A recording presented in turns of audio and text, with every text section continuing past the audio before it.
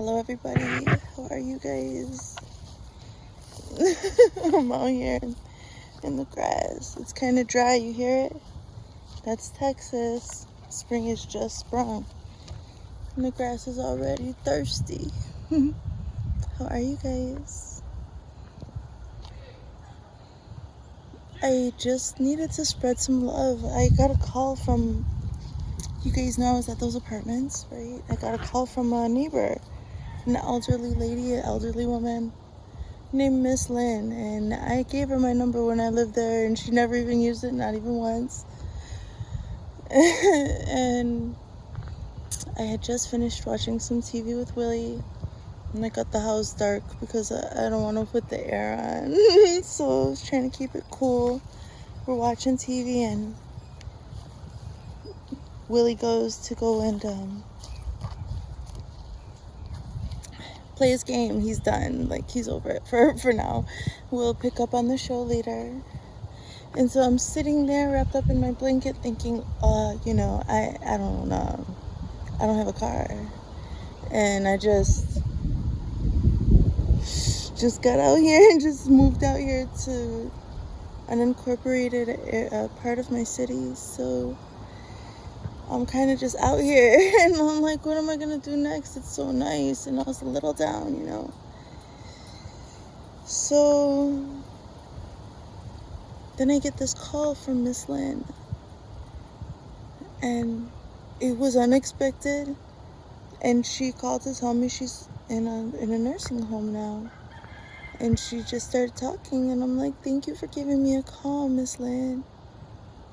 I just wanted to let you know I'm living here. And she goes on and talks and tells me about it, and I expressed to her that when I was preparing also to start nursing school, I had to work in nursing homes for clinicals and whatever. And she's like, and I can't believe, and she starts talking about professionalism and of the girls working there and her situation. She was trying so hard not to complain. She's going through such a change. And she's, I think, like 92 years old. And she was a big, strong woman. I didn't know she was that age. Was it 82? It's 82. She was 82. But she had a garden and everything. That was just last year. Like, in these apartment buildings, she managed to, like, keep up a garden there. Regardless of, like, the fact that it was all concrete and everything, she figured it out. She's the one who gave me my ivy plant. Still, though, we never talked. She gave me a call. And I needed to hear from someone. I was sitting there in the dark house. She's like, well, I just come outside, and so you're not working this weekend? I never worked since she knew me. She might have had me mixed up with someone else. But she didn't mind, and then when we got off the phone, she didn't mind. We just kept having the conversation, whatever. It was fine. We were sharing a moment. She remembered my spirit and gave me a call. Halfway through, forgot who she was talking to, but that was okay. And then when she was getting tired of talking, she was like, well, thank you for calling and asking. I'm like, thanks for answering for me. Thanks for answering the call. And I think it was an answer to my heart's call. So if you have elderly people in your family, right around this time of year is a really good time to call them. I just got blessed by one of them. Her situation is challenging, and she chose to call me, of all people. So, and I never received a call from her before, and it impacted me. It got me outside. I'm in and out all the time, but her ego didn't get in the way. She just, when you are struggling then with dementia or Alzheimer's, whatever she's got going on, you gotta go by instinct, right? So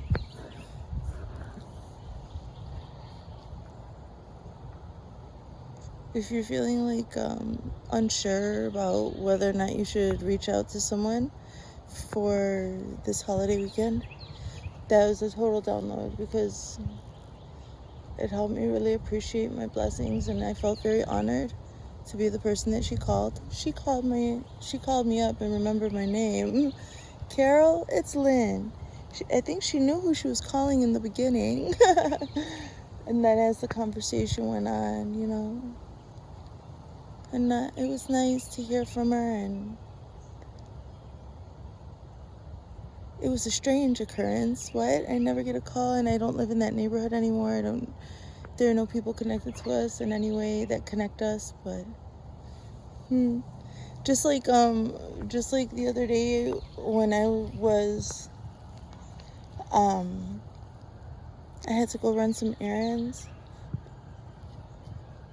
and my old neighbor picked me up from back at the other house, like not my last apartment, but the one before that.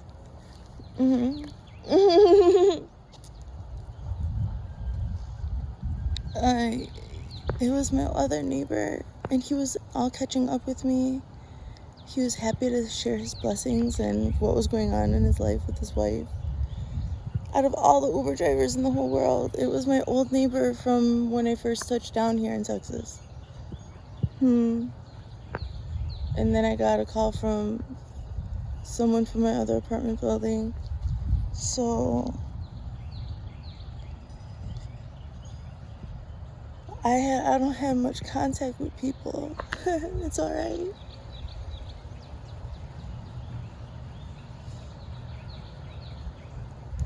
So I talk to my daughter and my grandson every day, and my mom, but I'm always home. But when you really need it, God's there. God will send you a familiar face, a familiar voice. It's just no coincidence. You hear the wind? I'm like crying on camera. I'm gonna fucking share this. Well, it's just, I say all that to say that there's really no coincidence. The very minimal contact that I have with other people, and I get this Uber driver that used to be my old neighbor from when I first touched down. He was a Cuban guy. He only spoke Spanish. I got to practice my Cuban dialect with him, the little bit that I have from my old stepdad who passed away. But also like the culture, because where I'm from, how I grew up. It was just like a gift. I got a ride from an old friend instead of a stranger. And then like that same day, there was like another Uber driver, and he was channeling like crazy. He was talking to me about Vedic mysticism and all this stuff. He was just like going on, and I was like listening to this wonderful lecture from like, almost it seemed like he was a master teacher in the back of this Uber, and I'm like, oh, this is so beautiful. This is so wonderful. So although it's a little hard, I'm appreciating the experience, appreciating every single action, every single interaction. And I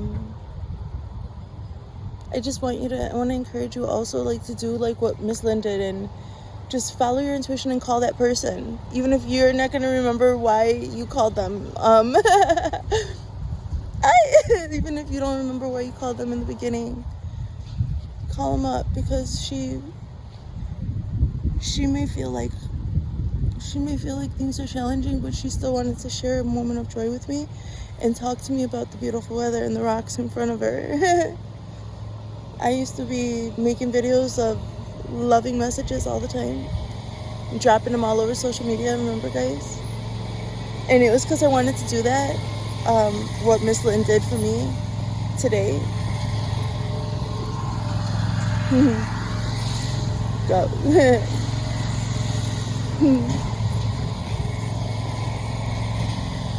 The lake still isn't filled up yet. There's something going on with some political stuff going on with the dam, but